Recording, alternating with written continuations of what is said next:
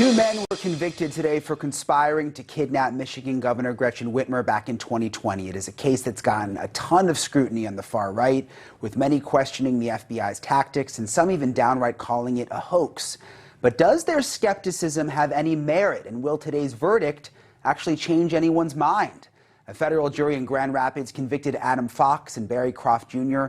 on 2 counts of conspiracy related to the plot to kidnap Governor Whitmer. The case against Fox and Croft was initially tried 4 months ago, but a hung jury the first time around led to a retrial, which concluded earlier today after 8 hours of deliberation. Fox and Croft were 2 of the 14 people who were charged in October 2020 in connection with the plot to kidnap Governor Whitmer. 2 other men were acquitted, while 2 others struck plea agreements and agreed to cooperate with prosecutors.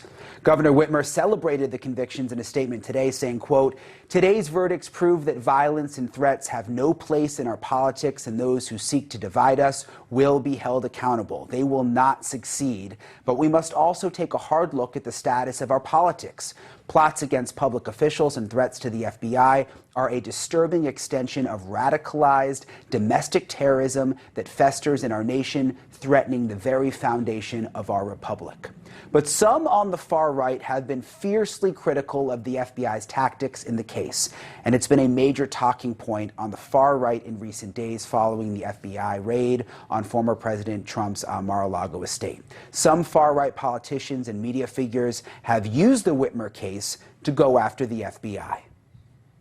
The investigation is being conducted out of the Washington field office, the search warrant of Mar-a-Lago, by the same senior FBI agent who ran the Gretchen Whitmer case in Michigan, which has come to be known as one of the most disgraced FBI investigations in history. We're seeing what's happening with this Michigan kidnapping hoax, which was a total disaster for the Bureau. Even the issue around the governor of Michigan and that fake kidnapping plot is also mentioned, the plot to kidnap her. What happened at the FBI? These are the exact same people that tried to get four men that essentially have been acquitted now in the Governor Whitmer so-called kidnapping case. They tried to frame them and throw them to jail.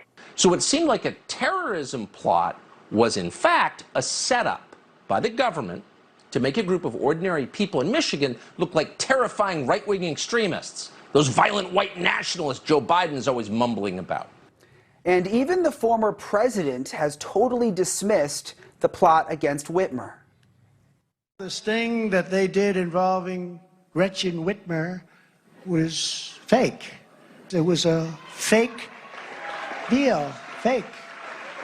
It was a fake deal.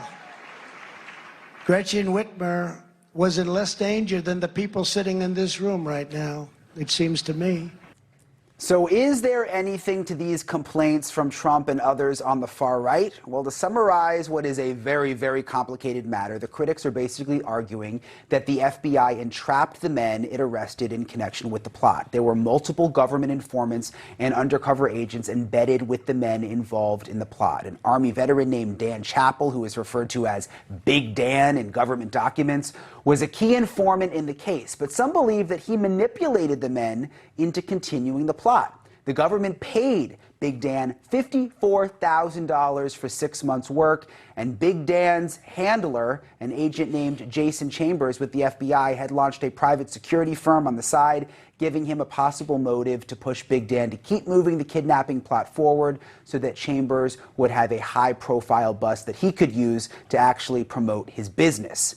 And other FBI agents involved were shrouded in controversy also. One agent was charged with assaulting his wife and fired from the Bureau, while another agent was accused of perjury in connection with this case. But none of that stopped the Grand Rapids jury from bringing back a guilty verdict today, making it more difficult for critics to argue that the plot was made up out of whole cloth.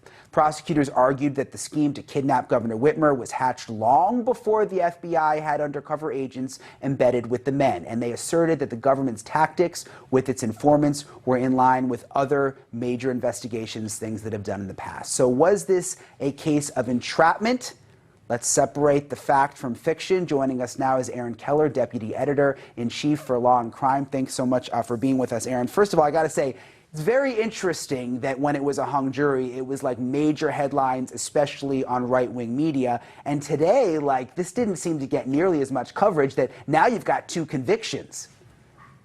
Oh, for sure. I mean, but the news of the day is the news of the day. We've got Mar-a-Lago going on now and everything else. But I like to focus this discussion on the actual law. And to prove entrapment, a couple of things have to happen. The defendant has to prove government inducement or pressure. And then if the defendant is successful, the government has to back up and prove predisposition. In other words, the defendant would have done it anyway.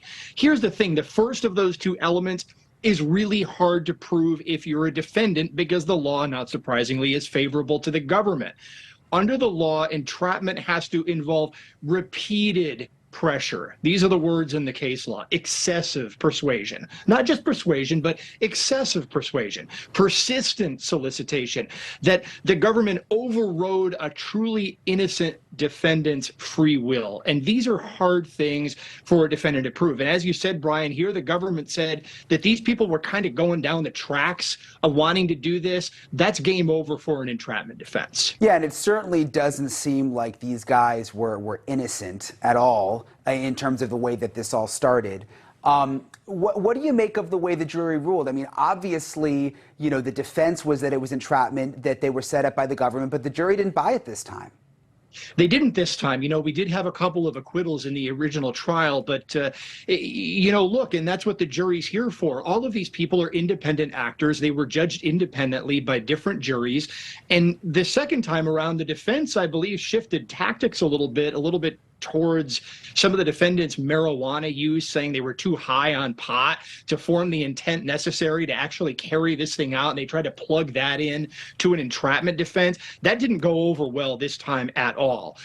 You know, so the jury spoke. You know, the bottom line is the jury spoke, and the people who were trying to make this into a huge government setup case now have to live with the ramifications of this verdict. Yeah, it was interesting. The difference with this trial was the defense did try to portray the clients basically as like these big talking pot smokers that weren't really going to do anything. But like you said, apparently the jury didn't buy it. Do we know what we're looking at in terms of a sentence when that comes along? What are these guys facing?